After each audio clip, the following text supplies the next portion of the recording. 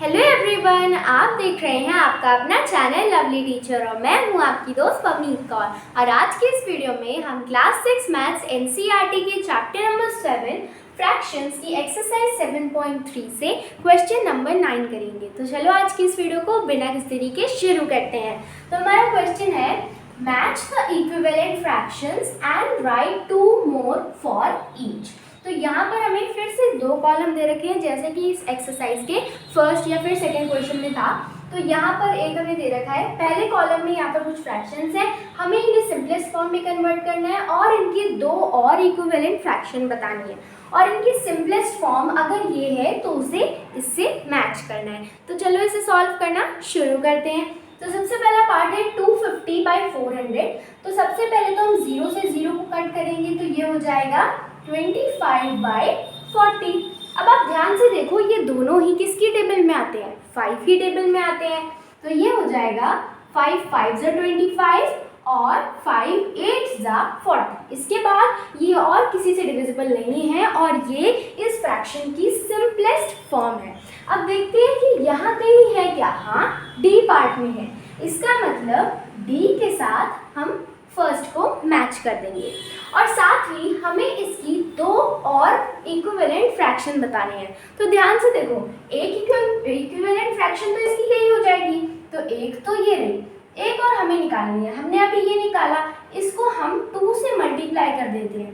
तो मल्टीप्लाई कर हम इक्विवेलेंट फ्रैक्शन आराम से बना सकते हैं। तो 5 2 10, 8 2 16। तो एक और इक्विवेलेंट फ्रैक्शन आ गई, दो इक्विवेलेंट फ्रैक्शन भी निकाल ली और इसे मैच भी कर दिया। अब ऐसे ही सेकंड पार्ट भी सॉल्व करते हैं। यहाँ पर है 180/200। तो सबसे पहले आप देखो, 0 से 0 कट हो जाएगा, यहाँ पर आ जाएगा 18/20। ठीक है। अब यहाँ पर ये किसकी टेबल में आता है? 2 की टेबल में। तो यहाँ पर 2 9 18 और 2 10 20। 9/10 अब किसी से डिविजिबल नहीं है, तो ये इस फ्रैक्शन की सिंपलेस्ट फॉर्म है। अब 9/10 आपको कहाँ दिख रहा है? ई पार्ट में। तो यानी कि हम इसको सेकंड से मैच कर देते हैं।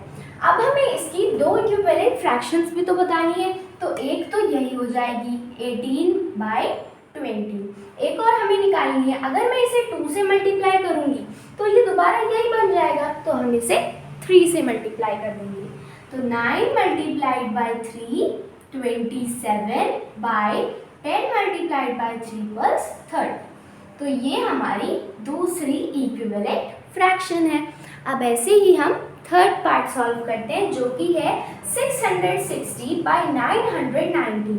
0 से 0 कट हो जाएगा, 66/99। अभी भी ये 11 से डिविजिबल है। 11 की टेबल में ये दोनों आते हैं। 11 6 66, 11 9 99। अब ये दोनों किसकी टेबल में आते हैं? 3 की टेबल में आते हैं। तो 3 2 6, 3 3 9। तो ये आ गया हमारे पास 2/3। 2/3 आपको कहाँ दिख रहा है? ए पार्ट में। इसका मतलब इसे हम थर्ड से मैच कर देंगे। अब दो इक्विवेलेंट फ्रैक्शन बतानी है। एक हो गई 66/99 और एक हो गई है यहाँ पर 6/9। क्योंकि हमने जो यहाँ पर मैच किया है वो तो 2/3 है, ये भी तो इसकी इक्विवेलेंट फ्रैक्शन ही होंगी। तो ये दोनों हमने निकाल लिए। ऐसे ही हम फोर्थ पार्ट सॉल्व करते हैं, जो कि है 180/360। तो यहाँ पर 0 से 0 कट हो जाएगा। तो ये हो जाएगा 18/36। अब ये किससे डिविजिबल है? अब ये दोनों ही 6 की टेबल में आते हैं। 6 3 18 और 6 6 36। ये दोनों 3 की टेबल में आते हैं। 3 1 3, 3 2 6। तो इसके बाद हम इसे किसी से डिवाइड नहीं कर सकते, ये इस फ्रैक्शन की सिंपलेस्ट फॉर्म है। तो 1/2 कहाँ पर है? सी पार्ट में। तो हम इसे फोर्थ से मैच कर देते हैं और यहाँ पर दो इक्विवेलेंट फ्रैक्शन कौन सी हो जाएंगी? 18/36 और 3/6। अब हम इसका लास्ट पार्ट भी सॉल्व कर लेते हैं, जो कि है 220/550। तो सबसे पहले हम 0 से 0 कट करेंगे, तो ये हो जाएगा 22/55। उसके बाद अब हम क्या करेंगे, इसे 11 से जो है डिवाइड करेंगे, तो ये हो जाएगा 11 2 ज़ा 22 और 11 5 ज़ा 55। तो ये आ गया 2/5। इसके बाद ये किसी से डिविजिबल नहीं है।